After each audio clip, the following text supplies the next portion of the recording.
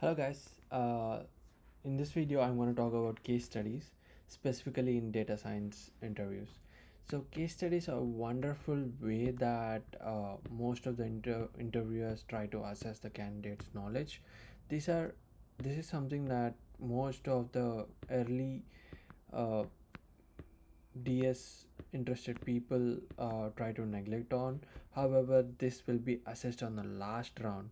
I know it's very hard to get there, but it's one last step, buddy. Let's get through it. So yeah, I've been giving few interviews recently, and case studies is somewhere I lacked. However, I've been speaking with a lot of people, and I got to know about a lot of new things. So in this interview series, I would be a giving few examples on case studies how to do that, and based on that, you get the idea, right? So today's case study is about consider let's say you are being interviewed for Duolingo, which is one of the largest app in teaching languages, right? So the question would be, can you explain your thought process for building a prediction model to capture customers who are likely to learn language within 60 days? So this is an open-ended question. There is no right or wrong. However, the key for this question would be, how are you thinking about the process? Meaning, so how are you able to understand the problem better? So here's my answer. Again, this is just my answer. You can take this into consideration. So first of all, I would dissect this problem into different steps. So as the question asked, which is we are likely to build a prediction model which can identify customers who are likely to complete in language in next 60 days. So I would be asking the interviewer few questions. So some of them are like this. First of all, is it a are we is it an yes or no prediction, or are we trying to calculate how many days a customer is taking to complete a language? So most likely you will get an answer as I just wanna say whether he completes the language within 60 days or no. So this gives us the direction. This points out that it's a classification problem. More specifically, it's a binary classification problem. Okay, so now I know it's classification problem. Second of all, I want to know the pain point. Why are we doing this? So w- w- because of this question, we'll get a lot of insights, like what are the model metrics that we need to see. And yeah, so the interviewer is likely to give answer as, so Kaushik, I am facing this problem because the people who are likely to complete the course within 60 days are our target audience. So, who are not able to complete the course within 60 days are likely to churn. So, I want to capture all those people who are likely to churn, and I want to send them repetitive reminders or send them attractive offers, or I'll just try to see how to recapture them into the course. So this is something that they are not going to tell you in the beginning. So you got to ask the question. So now I know, okay, now my main goal is to capture customers who are going to leave. And what are they going to do if they capture the customer? What is the company trying to do? The company will send them repetitive offers and try to understand why are they leaving, so that they would correct their curriculum accordingly. So this kind of analysis will be done. Okay, so then I will turn this information into my technical knowledge, which is, uh, as per I see, I want to capture as many customers who are likely to churn, and what is the risk of uh, not capturing. I mean, like, what is the risk of false positive? Okay, someone who is likely to stay within 60 days, but yet we are sending them offers. And is it gonna disturb them? And what is the cost of it? I prefer to capture as many people as possible, so I don't mind leaving few false positives into my predictions. So recall is something that I would focus on. I would focus on high recall. So now it jogs on to two things. First one is classification model, and I'm interested in high recall. So these are the two things. Now here's the answer. It starts from now. Actual answer starts from now.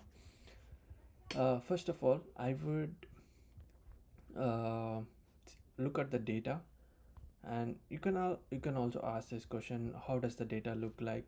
Most probably you will get an answer like you will get an customer log of the customer log. How is he doing the first 7 days within the start of the course, where you will get information such as the demographic information of the customer, and also how easy interacting with the app. I mean, like, easy reacting to notifications, easy maintaining the app streak. So these kind of metrics will be given to you. So I would be interested in all of those, but only some part of the features will be useful for my model, more specifically to my prediction. I mean, like, my problem statement. Okay, so to get this, first of all, we need domain knowledge. So for that, I would be sitting along with the domain experts and discussing a lot of information, and try to shortlist few features which would be useful, and write them down, and perform an explorative data analysis, which is very, very, very important, which most people overlook, because explorative data analysis will point out very important things. Like, for instance, people who are likely to maintain streak for at least 7 days are likely to complete the course within 60 days. These people are motivated, right? You get it, right? This is some basic domain knowledge. uh, a lot of insights would be, you know, would be captured. So you can have this all these insights and go back to the domain expert and discuss the facts, and get their input on it. After doing that, you will be left out with very valid information, like what are the top features that will be useful for you. Sometimes discussions might lead to, you might get to know that a new feature which can be derived from uh, existing features would add more value, such as BMI. For example, like weight by height. So this is BMI, right? So something like that, some new existing features. So after doing all that, now you are left out with the model that you're going to use, and what is the metric that you are decide, and the top features that you are looking for. And then the modeling is the easy part, actually. Then you should go ahead with the baseline model. I don't want you guys to go ahead with the random forest neural network in the first step.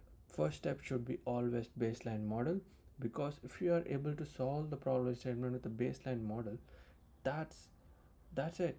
You are saving ton of time, you are getting a lot of interpretability, and yeah. So because of these reasons, start with the logistic regression or linear regression based on the problem statement again.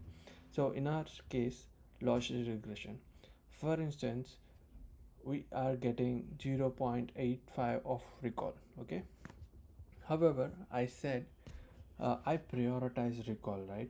So I would change the threshold accordingly, and prioritize. uh,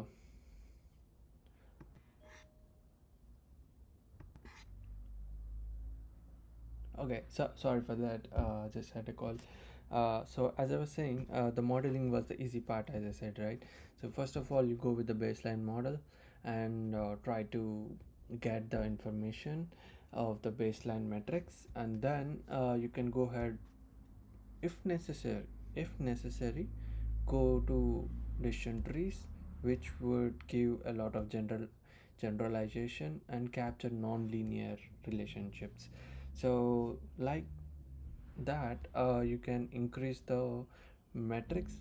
And also it's very important to go back to the problem statement and see if we were able to, like, solve the problem statement or not. Because for instance, in production we would be spending a lot of money for deploying a model, for instance $1,000, and how much value are we getting out of it? If it is less than $1,000, then why to deploy it? Cut down on the resources and find an alternative solution. If we are able to save at least $3,000 with this $1,000, then go ahead and deploy it. That is one of the success mantra that uh, I personally believe. So that's about it, guys. So that is one of the way, and I would be making a lot of videos on this, a lot of different case studies. And I would appreciate if any hiring manager or any data experts are watching this. So I want your input as well in the comments. Thanks a lot, and do reach out to me on LinkedIn if you have any queries. Thank you.